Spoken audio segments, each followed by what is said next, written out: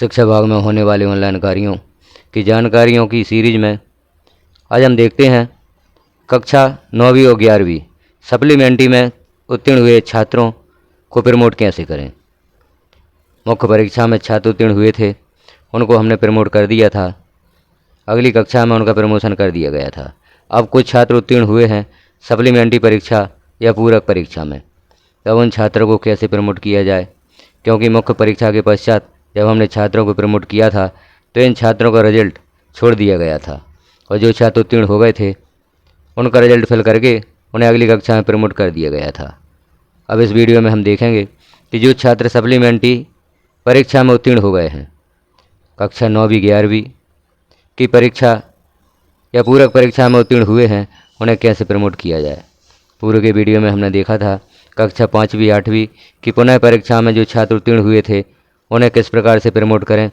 उसी प्रकार से हम आज यह जानकारी देखते हैं कि कक्षा 9वीं 11वीं में जो छात्र सप्लीमेंट्री परीक्षा में उत्तीर्ण हुए हैं उन्हें कैसे प्रमोट किया जाए। तो इसके लिए आपको सर्वप्रथम तो किसी भी ब्राउज़र पर सर्च करना होता है शिक्षा पोर्टल। शिक्षा पोर्टल को सर्च करके लॉगिन करना होता है और होम पेज पर पहुंचते हैं, वहां से यह कार्य प्रारंभ होता है। तो हम देखते हैं किस प्रकार से शिक्षा पोर्टल को ब्राउज़र पर सर्च करें, कैसे लॉगिन करें। ब्राउज़र पर सर्च करते हैं शिक्षा पोर्टल या मध्य प्रदेश शिक्षा पोर्टल लिखकर आप सर्च कर सकते हैं। जैसे ही सर्च करते हैं यहाँ ऑप्शन प्राप्त होता है Madhya Pradesh school education department. ऊपर साइड भी दी गई है शिक्षा पोर्टल .mp.gov.in। यहाँ से क्लिक करके भी पोर्टल को लॉगिन किया जा सकता है, या हम नीचे देख रहे हैं लॉगिन का डायरेक्ट ऑप्शन भी है, यहाँ लॉगिन क्लिक करके पोर्टल को लॉगिन किया जा सकता है। शिक्षा पोर्टल को लॉगिन करने के लिए जो लॉगिन का ऑप्शन दिखाई दे रहा है इसे हम क्लिक कर देते हैं और पोर्टल को लॉगिन करते हैं।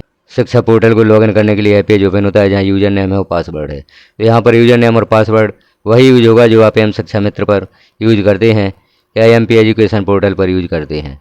तो अपना यूज़र नेम लिखें, पासवर्ड लिखें, कैप्चा फिल करके लॉगिन पर क्लिक कर दें।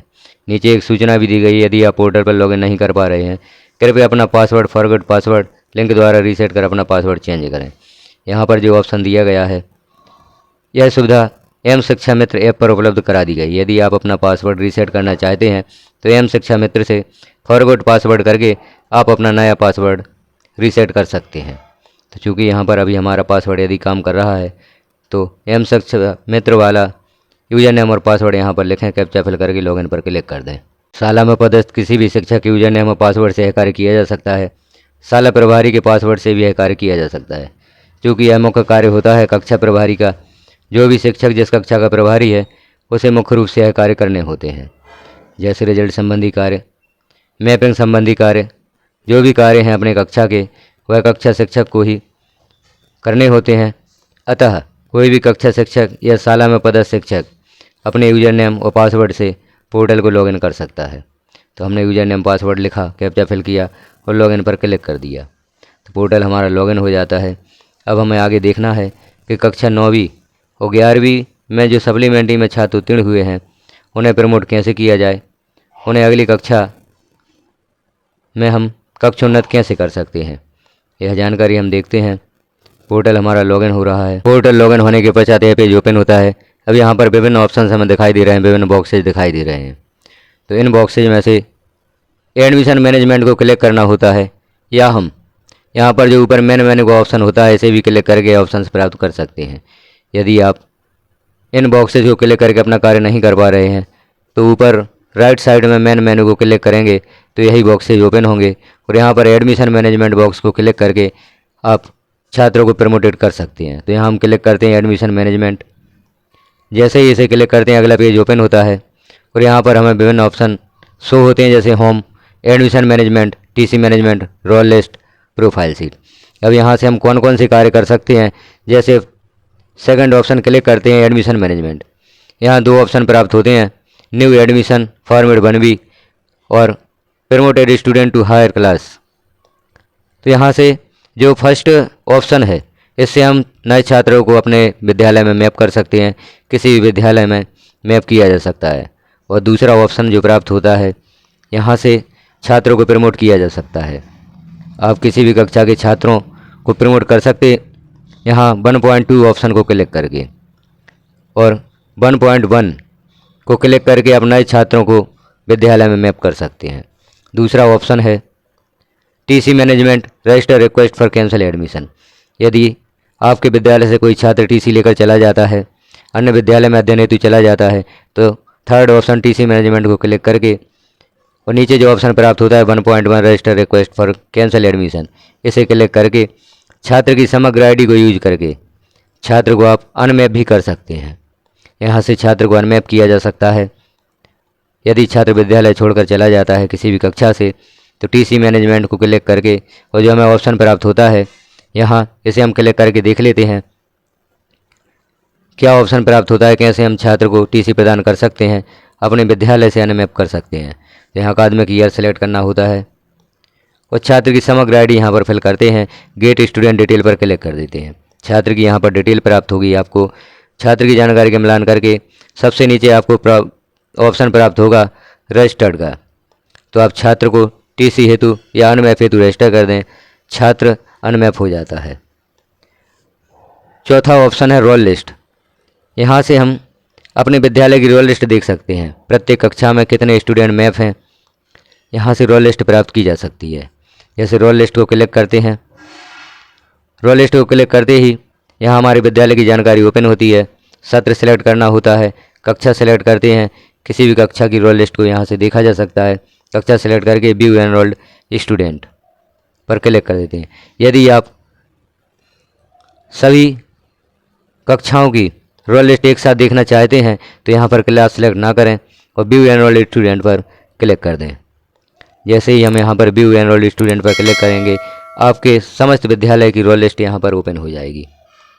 सभी छात्रों को, प्रत्येक कक्षा के छात्रों को एक साथ आप यहाँ रोल लिस्ट में देख सकते हैं। आपके विद्यालय में जितने भी छात्र मैप हैं उन सब की सूची यहाँ पर ओपन हो जाएगी। आप यहाँ पर देख सकते हैं कि आपने कितने छात्रों को मैप किया है या आपके विद्यालय की दर संख्या क्या है, वह यहाँ से मिलान कर सकते हैं और सभी छात्रों की सूची यहाँ पर देख सकते हैं। अब हम अपने मुख्य बिंदु पर आते हैं। हमें कक्षा 9वीं और 11वीं के छात्र जो सप्लीमेंट्री परीक्षा या पूरक परीक्षा में उत्तीर्ण हो गए हैं, उन्हें कैसे प्रमोट कर सकते हैं। तो इसके लिए हमें क्लिक करना होगा एडमिशन मैनेजमेंट और promote student to higher class 1.2 option जो होता है उसे हम क्लिक कर देते हैं। यहाँ से हम छात्रों को अगली कक्षा में प्रमोट कर सकते हैं। जिन छात्रों को आपने मुख्य परीक्षा में प्रमोट हेतु छोड़ दिया था क्योंकि वह छात्र सप्लीमेंट्री में थे, तो हमने उन्हें कक्षोन्नत नहीं किया था। अब यहाँ पर अकादमिक ईयर सेलेक्ट करते हैं। प्रीवियस क्लास, जिस भी कक्षा के छात्रों को आप प्रमोट करना चाहते हैं उस कक्षा को सिलेक्ट करें। जैसे आप कक्षा 9th के छात्रों को प्रमोट करना चाहते हैं तो यहाँ पर कक्षा 9 सेलेक्ट कर दें। 11वीं के छात्रों को प्रमोट करना चाहते हैं तो यहाँ पर 11th क्लास सेलेक्ट कर दें। जेंडर कैटेगरी को सिलेक्ट ना करें, सभी छात्रों की सूची एक साथ ओपन हो जाएगी। यदि आप जेंडर और कैटेगरी को सिलेक्ट करते हैं तो जेंडर वाइज या कैटेगरी वाइज अलग अलग छात्र ओपन होंगे और आपको अलग अलग सूची ओपन करके छात्रों को प्रमोट करना होगा। तो यहाँ पर हम सभी छात्रों को एक साथ ओपन करेंगे, क्लास सेलेक्ट करेंगे। जैसे बताया पूर्व में कि 9वीं के छात्रों का प्रमोशन करना चाहते हैं तो 9 सेलेक्ट करें और 11वीं के छात्रों को प्रमोट करना चाहते हैं तो 11th सेलेक्ट करें। अब चूँकि हमारे विद्यालय में सभी छात्रों को प्रमोटेड कर दिया गया है तो यहाँ सूची ओपन नहीं होगी। आप इसी प्रक्रिया के द्वारा छात्रों को प्रमोट कर सकते हैं। चूँकि हमने पूर्व में उन छात्रों को प्रमोट किया था जो मुख्य परीक्षा में उत्तीर्ण हो गए थे, उसी प्रक्रिया के अनुसार आप कक्षा 9th और 11th के छात्रों को भी यहाँ से प्रमोट कर सकते हैं। तो क्लास सेलेक्ट करके 100 स्टूडेंट पर क्लिक कर देते हैं। यदि आपके विद्यालय में छात्र प्रमोशन हेतु शेष हैं तो यहाँ पर सूची ओपन होगी और यहाँ छात्र की जानकारी, सीरियल नंबर, समग्र member ID number, student name, father name, gender, DOB category, result, percentage, school status यहाँ पर सिलेक्ट करेंगे।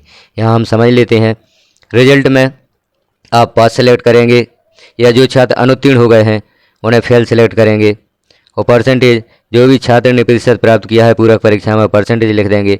स्कूल स्टेटस में यदि छात्र अगली कक्षा में आपके ही विद्यालय में अध्ययन करेगा तो सेम सेलेक्ट कर देते हैं और यदि छात्र TC लेकर बाहर जा रहा है तो अदर सेलेक्ट कर देंगे। इस प्रकार से स्कूल स्टेटस भी महत्वपूर्ण है।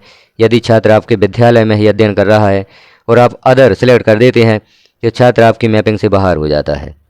आपके विद्यालय की मैपिंग से छात्र बाहर हो जाता है।